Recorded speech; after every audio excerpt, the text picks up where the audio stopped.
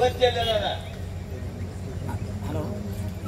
ಏನಿಗೆ ಲಂಚ ಹೊಡಾಕದ ಸುಮಾರು 12 ವರ್ಷದಿಂದ ಈ ಅಧಿಕಾರಿ ಇದಾರೆ ಸರ್.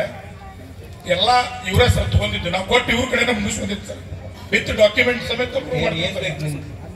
12 ವರ್ಷದಿಂದ ಇದೆ ಎಂಬುದು. How can we tolerate this type of officer?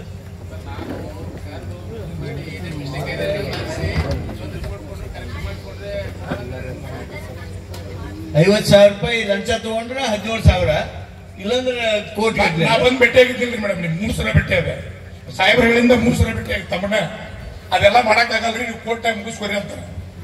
ಕೋರ್ಟ್ನಾಗ ಹೆಂಗಿರುತ್ತಂದ್ರೆ ಸರ, ಲೋಕ ಅದಾಲತ್ನಾಗ ಮುಗಿಸ್ಕೋಬೇಕು. ಇವರು ಜಡ್ಜ್ ಏನ್ ಕೇಳ್ತಾರ ಅಂತಂದ್ರೆ ಸರ, ಇವ್ರನ್ನ ಕೇಳ್ತಾರ, ನಾವು ವಕೀಲರನ್ನ ಕೊಡ್ತೇವಲ್ಲ ಸರ, ನಾವು 10,000 ಕಟ್ತೀವಿ ಅಂತ ಮನವಿ ಕೊಡ್ತೀವಿ. ನಮ್ಮ ವಕೀಲರಿದ್ರು 10,000 ಕಟ್ತಾರಂತ ಏನ್ರಿ ಅಂತ ಇವ್ರನ್ನ ಕೇಳ್ತಾರ. ನಾವು ಇವ್ರಿಗೆ ರೊಕ್ಕ ಕೊಟ್ಟಿದ್ವಿ ಅಂದ್ರೆ ಆಯ್ತು ಸರ, ಇನ್ನೊಂದಿಷ್ಟು 15-20,000 ಕಟ್ಟಬಹುದು ಸರ್ ಅಂತ ಇವ್ರು ಹೇಳ್ತಾರ. ಅಲ್ಲಿ ನಮ್ ಕೇಸ್ ಲೋಕ ಅದಾಲತ್ನಾಗ ಮುಗಿತೈತಿ.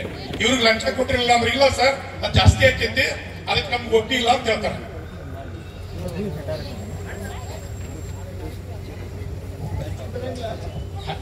ಏನಿಲ್ಲ, ಏನ್ ಜೊತೆ ಕೇಳ್ತಾರ ಅವ್ರು. ನಿನ್ನ ಮೇಲೆ ಏನು ಸಿಟ್ಟಿದ್ರೆ ಏನೇ 48 ಕೋಟಿ ರೂಪಾಯಿ ಬಾಕಿ ಮಾಡಿ ಇಡ್ತೀರ? ಏನ್ ಬೈ ಮಿಸ್ಟೇಕ್ 48 ಕೋಟಿ ಆಗತ್ತಾ?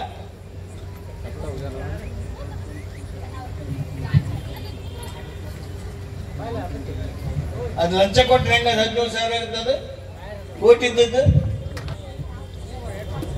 ನೋಡು,